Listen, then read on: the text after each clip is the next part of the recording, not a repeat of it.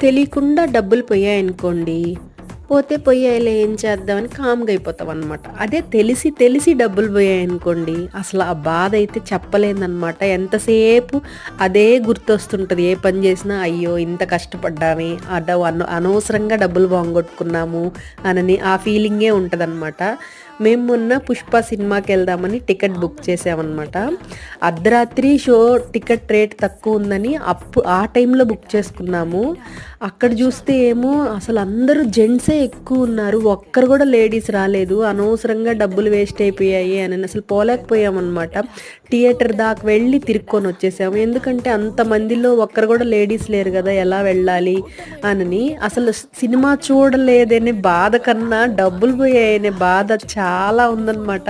ఏ పని జేస్తున్నా గానీ అయ్యయ్యో! అనవసరంగా రూ. 1000 పోగొట్టుకున్నామే, అనవసరంగా ఇదే ఆలోచననమాట.